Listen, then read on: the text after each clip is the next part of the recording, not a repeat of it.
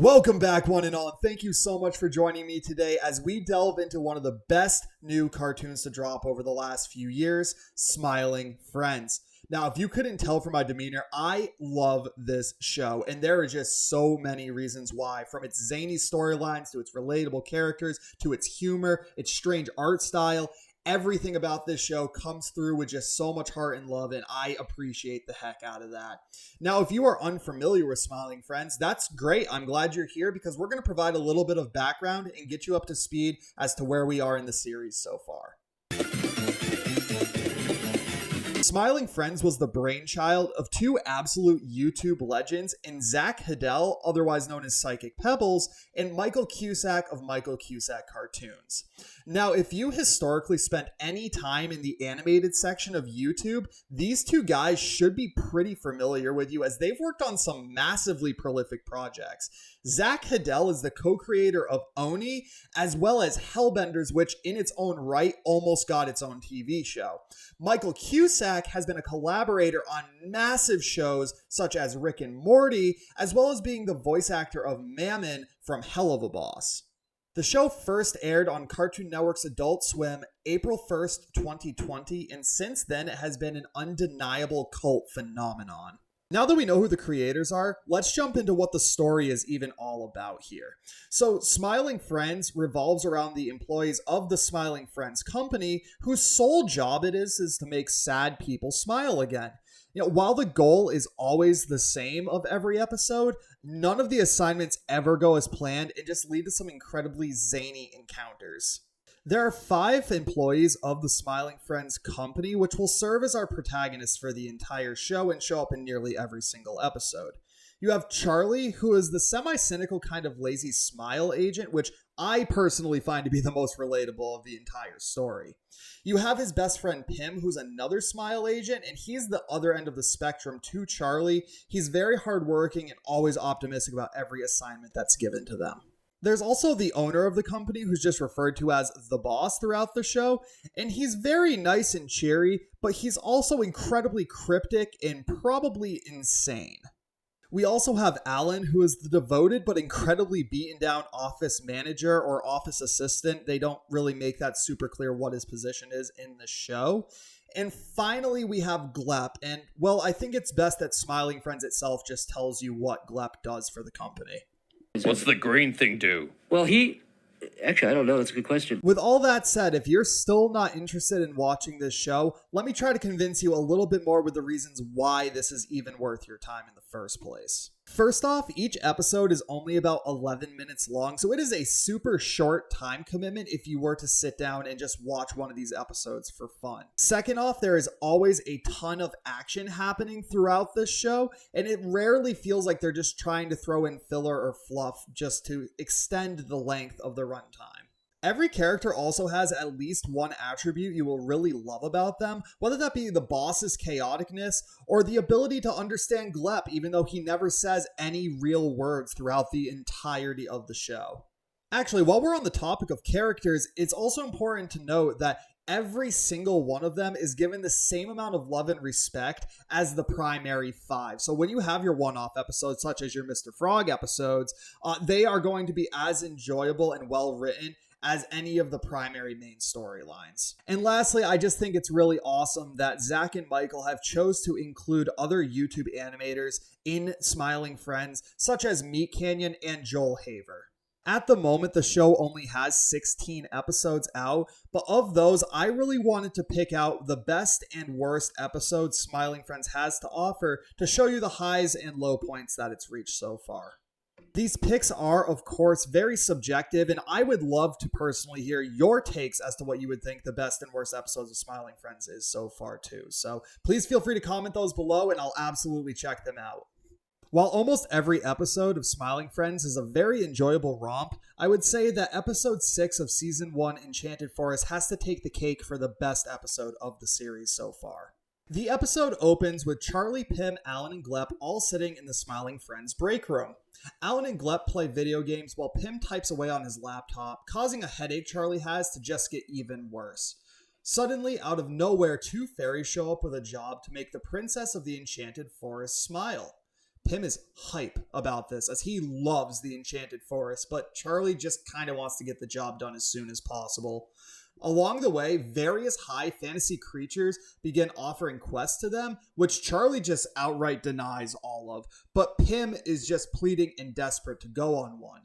We then have a quick flashback to a young Pim being told by his Peter Griffin-looking father that he can't go on a quest until he's older.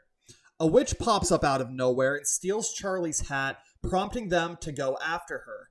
Pim and Charlie are then knocked out by the witch and awaken almost naked in her cave. Before they can be eaten, Bilbo Baggins from the Hobbit animated movie known as Mip in this world drives the witch away, saving the boys. Pim tells Mip they need to get to the princess, to which Mip says he was headed that way anyways, so they can all travel together. The trio depart the cave and Mip reveals he has a gift box to give to the princess before plucking a string on his lute. Charlie says he has a headache and Mip gives him a strange green potion, which he drinks, curing the headache. They come across a talking tree with a splinter, which Charlie suggests they just pull out. Charlie is then proclaimed a hero by Mip and some of the other forest folks, disheartening Pim. A montage begins of Charlie questing, with every success frustrating Pim even more. They camp for the night at the base of the princess's castle, where a very flirtatious scene between Mip and Charlie occurs. As Charlie and Mip sleep, a golem-like Pim tries to take Mip's gift box so he can deliver it to the princess himself. Charlie and Pim fight over the box, accidentally throwing it into Mip's face, causing him to stumble backwards onto a spear, killing him. Together, a solemn Charlie and Mip arrive at the princess's castle and deliver Mip's gift. The princess reveals Mip is actually who has been causing her distress because he has been stalking her. As the princess opens the gift, it turns out to be a homemade explosive, which she just barely throws out the window in time. She asks if Mip is dead, to which Charlie and Pim say yes. Relieved, the princess is able to smile again. The credits roll and we get one final scene of Charlie looking awful, denying that was caused by the potion Mip gave him. So now that we know what the episode is about, why is it the best one in the series so far?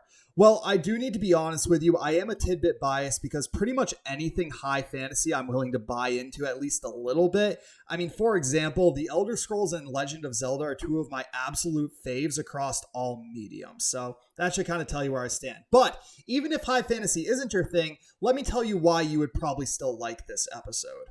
I really don't think there's much denying that Mip is a fantastic antagonist for this episode. The trope of the helpful forest creature that saves the protagonist in the beginning of the episode to becoming an absolute monster by the end of it is not something that I feel is overdone or oversaturated, and the way that Smiling Friends lays it out is perfect. I mean, they really do a great job at making him be a horrible person, forcing the princess to move twice because he has stalked her so much, with plans to blow her up by the end of the episode. Also, I mean, maybe it's just me, but you gotta love it when the protagonist personalities get flip-flopped for an episode like it does in this one. I mean, Pim starts off being absolutely thrilled to go to the Enchanted Forest, and Charlie really doesn't want anything to do with it. To by the end of it, Charlie is this chosen hero who just loves being there, and Pim is turned into this angry, spiteful, golem-like creature because he's so jealous of Charlie's accomplishments. And this episode as a whole is just as enjoyable to go back and watch the 7th time as it was the first time. I mean, maybe even more so because you start to notice even more things in the background. So definitely check this one out if you have any inclination of wanting to watch Smiling Friends. This is actually a pretty decent place to start if you're looking for a good one-off episode to watch.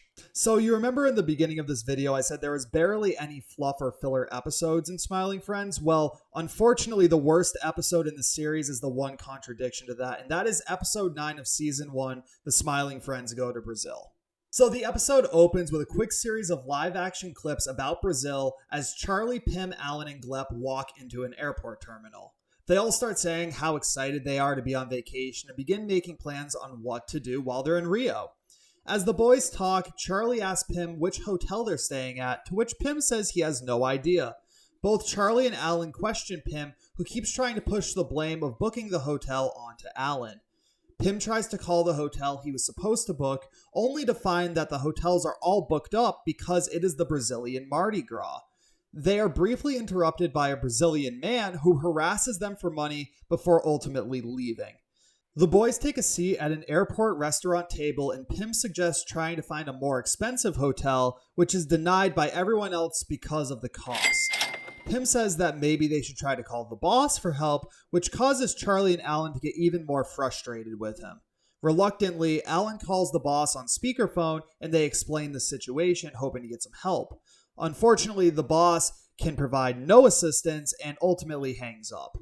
The episode ends with the boys agreeing just to fly back home and plan another better planned trip in the future.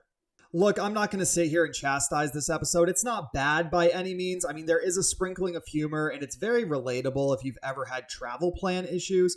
But at the end of the day, it's just, I think my expectations were so much higher for a trip to Brazil episode. I mean, think about it this way. What if instead of nothing at all really happening, during the sequence with the Brazilian man, he stole Charlie's wallet and they had to run out into the streets of Rio after him and got to see all the crazy chaos that happens during Mardi Gras? That would have been such a fun inclusion to this episode. And especially since it's the season 1 finale, I guess my expectations were just significantly higher than what was offered. Like I said, it's not a bad episode, but it does leave you ultimately feeling disappointed and like you could easily skip this one. Even with that said, I don't think anybody expected Smiling Friends to be nearly as popular as it was and to become such a mainstay of the Adult Swim circuit. They have already been renewed for season 3, which I am so happy about, and I love to see independent creators get this much love and attention as they deserve. While unfortunately it is a shame to say a lot of the mainstays of the adult animation scene, I'm talking about monoliths like The Simpsons, Family Guy, and even Bob's Burgers just really begin to lose their luster, it is so heartwarming to see these small-time and independent creators get their chance in the sun. I mean, look at how great shows like The Legend of Vox Machina, Has Been Hotel, and of course Smiling Friends have done once they were given the opportunity. It's obvious the amount of love and respect that Zach and Michael have for Smiling Friends, and no 2 episodes ever feel cookie cutter. I mean, you could literally make a 2-hour-long video, if not more, of just everything that was hidden in the background of Smiling Friends that was a reference to something. These guys take so much time to just detail every little thing they feel like in order to push out a project they would really be proud of. And I have nothing but the utmost respect for that. I get that this show won't be for everybody, and that's okay, but if you have any taste at all for strange YouTube animations or zany internet humor, go check it out. It's 11 minutes of your time that, hey, what were you going to do with it anyways? So if you watch it and you don't like it, you can forget about it and never have to watch it again. But hey, you may just find one of your new favorite shows like I did.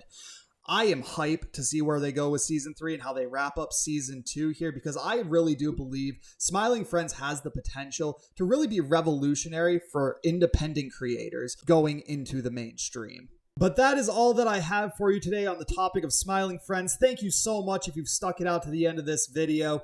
If you haven't yet, please leave a like and subscribe for more future uploads, and I greatly, greatly appreciate your time.